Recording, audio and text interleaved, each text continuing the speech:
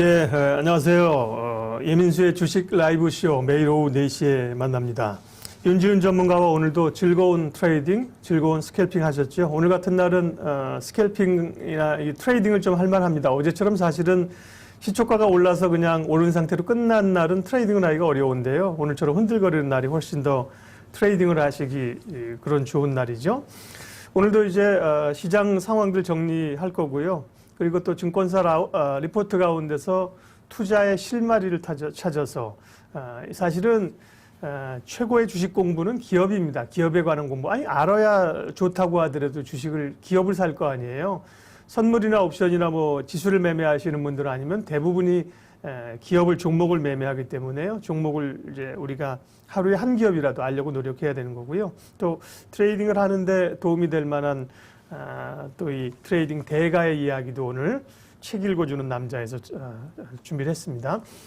먼저 시장 상황 보겠습니다. 어제 이제 파이자가 어제 유럽 증시 난리가 났습니다. 밤에 이제 주무시기 전에 다들 미국 증시 한 번씩 보고 주무실 걸로 아는데 저도 그렇게 하는데요. 유럽 증시가 막 파리가 캬크 지수가 7% 지수가 급등하고 난리가 났더라고요. 선물 지수도 미국이 한 5% 오르고 1700포인트가 다우가 오르고 그랬는데요. 결과적으로 유럽 증시는 폭등했지만 미국 증시는 다우는 상승, 나스닥은 밀렸는데 이른바 파이자의 그 백신 기대감이었죠. 그러면서 우리 시장도 오늘 강하게 가겠구나 생각했는데 지수 흐름 한번 볼까요?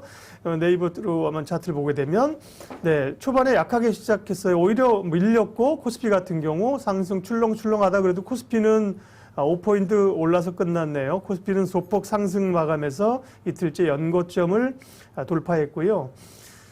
어쨌든 백신이 나오게 되면 이제 또 경제활동을 재개한다 이러는 거겠죠. 그러면서 이제 언택 관련주들이 급락을 했고 코로나 관련주들이 급락을 했어요. 그래서 코스닥은 영향을 더 많이 받았는데요. 코스닥은 결국은 하락을 만회하지 못하고 10포인트 1.2%를 하락한 채로 장을 마감을 했습니다. 시장 내용들 조금 더 살펴보도록 하죠. 투자 주체별로 보면 기관이 오늘 매도의 주범이죠. 기관이 거래소에서 3,200억 팔았고요. 코스닥에서 1,600억 팔았는데요. 금투가 3,200억 판 거 가운데 금투가 2,000억입니다. 금투는 증권사에서 운영하는 단기 계정인데요. 특별히 이제 기관들 또 금투는 좀 미안한 말이지만 뭐 영혼이 없습니다. 영혼이 없습니다. 오르면 팔고 악재 나오면 일단 던지고 그리고 호재 나오면 무조건 사고 그렇게 대응을 해야지만 기관이 지금 살아남을 수 있는 그런 형태이기 때문에 오늘 기관들 매도였고요. 기관들이 왜 이렇게 많이 팔았을까? 일단 차익 실현이라고 봐야죠. 지난번에 이제 양도세 유예하고요. 바이든 랠리가 이제 해서 사실 꽤 올랐잖아요. 그에 따른 차익 매물이 좀 나왔다고 봐야 되는 것 같고요. 또 목요일이 이제 옵션 만기일입니다. 그래서 만기일 관련해서 좀 미리 좀 주식을 때렸을까? 이런 생각도 조금 할 수가 있는 거죠. 어쨌든 지금은 기관보다는 이제 외국인을 봐야 되는 거죠. 프로그램 쪽 보면 오늘 그런 냄새가 조금 나는데 외국인이 프로그램 쪽 나중에 플러스로 돌아섰네요. 코스피는 플러스로 돌리면서 비차익 쪽에 아까가 굉장히 매도가 많았는데 결국은 비차익 1,180억 합계로 1,400 프로그램 매수가 돌았네요. 막판에 돌린 것 같아요. 어쨌든 간에 기관 매도보다는 외국인들이 사고 있는 것을 주목을 해야 되는 상황이고요. 환율이 워낙 뭐 1,110원대, 오늘은 환율 조금 올랐네요. 1원 20전 올랐습니다. 1,115원을 기록했는데 워낙 강세와 외국인들의 불확실성이 거쳤기 때문에 지금은 기관들보다도 외국인을 봐야 됩니다. 기관들은 오늘 앞뒤 안 보고 팔았던 상황이고요. 종합주가지수 차트 한번 볼게요. 어제 이미 지난 8월에 전고점을 돌파한 상황이고 오늘도 흔들림이 있었지만 뭐 전혀 뭐 조정 같지 않은 조정, 밑골이 조금 달았지만 연고점을 돌파하는 흐름들이기 때문에요. 코스피 흐름들은 굉장히 기대만큼은 못했지만 견고했다고 볼 수가 있겠고요. 코스닥이 아무래도 이제 언택 관련주가 많으니까 뭐 네이버, 카카오, 코로나 관련주 이런 것이 이제 밀리면서 코스닥이 좀 더 밀렸습니다. 코스닥은 아직까지 보면 21선도 추세적으로 약간 그 하강세를 타고 있는 이런 국면이거든요. 그래서 주봉으로 볼 때도 지난번에 21선이 820선 위쪽에서 자리를 확 잡아줘야 되는데 아직까지는 조금 불안한 그런 형국이죠.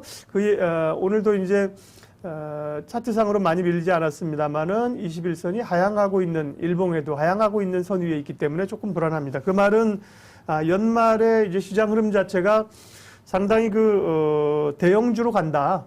코스피, 뭐 코스닥도 가겠지만 중소형주보다는 대형주로 갈 수 있다는 그런 걸 알려주는 거고요. 바이든 랠리에 의해서 우리가 이제 백신 랠리를 기대했는데 국내 증시는 약했다. 이게 바로 시장입니다. 시장이라고 하는 게 아니다. 오를 것 같아서 오르고 내가 팔면 떨어지고 그렇게 안 되거든요. 시장. 네. 자, 섹터별로 우리 시장 흐름들을 조금 살펴보도록 할게요.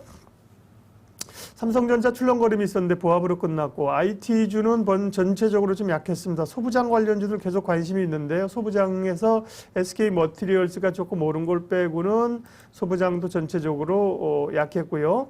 IT도 LG디스플레이, 삼성전기 이런 기업들 관심이 있는데 LG디스플레이도 2% 밀렸고 SDS도 2% 밀렸고 2차전지 오늘 조정받았네요. 어제 2차전지 엄청 셌잖아요. LG화학 어제 한 5% 올랐나요? 오늘 4% 내리면서 70만 2천 원에 거의 돌려놨고요. 삼성 SDI가 어제 불을 뿜었는데 보합이고 에코프로도 6% 하락했고요. 전반적으로 2차 전지들은 오늘 좀 쉬었다. 수소차는 그래도 효성 첨단 소재가 2%, 두산 퓨얼셀도 주목하고 있는 종목인데요. 5% 올라서 상승 기류를 지켰습니다. 오늘은 5G가 상대적으로 좀 강했죠. KMW 1.4% 올랐고 서진 시스템이 4.6% 올랐습니다. 어제도 이제 우리가 곽영훈 대표님과 함께 뭐 5G 여러분들이 질문 주셔서요. 그 얘기도 좀 했었는데 5G 가지고 버텨야 된다 이 말씀 드렸는데 오늘 5G 주목받았습니다. 네. 채팅방에서 이제 또 나갔다가 다시 여러분들 좀 들어와주고 계신데, 네, 감사하고요. 또 같이 저랑 시장 보면서 궁금한 거 있으면 물어봐 주시면 같이 또 답변하도록 할게요. 네. 자, 엔터 업종들도 좀 이제 끼가 있죠. 지난번에 워낙 사실은, 이 빅히트 올라오면서 이제, 갑자기 올랐다 밀렸기 때문에 좀 노이즈가 있었다고 보이고요. JYP 엔터나 뭐 YG 엔터 우리 좋게 본다. 그 다음에 YG 플러스 어제 좋게 얘기했었잖아요. YG 플러스도 조금 오른 것 같습니다. 그런가 하면 게임주는 오늘 급락을 했습니다. 이제 게임주라든지 조금 전에 좀 이따 보겠습니다. 한번 네이버, 카카오 이런 이제 언택 관련주들이 급락을 한 건데요. NC소프트가 5%나 밀렸고요. 넷마블도 2% 밀렸고 W게임즈 마찬가지인데 그 가운데 강한 종목이 있었으니 바로 웹젠입니다. 웹젠 요즘 대단하죠? 웹젠 이따가 좀 한번 볼 겁니다. 바이오 관련주는 녹십자하고 SK케미칼하고 요즘 뭐 고공행진을 하는 그런 모양새인데 오늘은 녹십자 랩셀이 올랐고요. 자동차 관련주 오늘 상당히 힘을 냈습니다. 보면 네. 기아차가 4%, 모비스, 글로비스 4%, 5%까지 갔고 중국 관련주들도 이제 소비에 대한 기대감들 또 광군제 이런 거죠. 신세계도 5% 올랐고 화장품들도 아모레퍼시픽 오랜만에 3% 올랐고요. 네, 하나투어 모두투어 급등했습니다 오늘. 예. 카지노 관련주도 올랐고 백신이 나온다니까. 그러니까 우리가 이제 오늘 사실 화이자 얘기는 90%의 효능을 가지고 있는 백신이라는 건데요.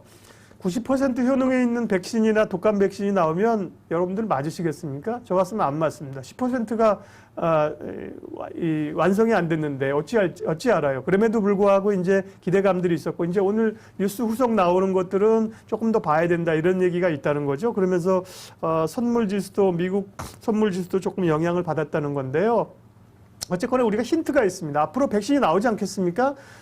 연말에라도 백신이 나오게 되면 광범위하게 확산될 수 있는 것은 내년 1분기, 2분기가 돼야겠지만 백신이 어쨌든 뭐 아스트라제네카에서 나오든 파이자에서 나오든 나올 거거든요. 백신이 나올 때 시장이 어떻게 단기적으로 반응할지를 오늘 힌트를 보여준 그런 날이었다고 볼 수가 있는 거죠. 예, 석유화학주도 강했습니다. 금호석유 이런 종목 얘기.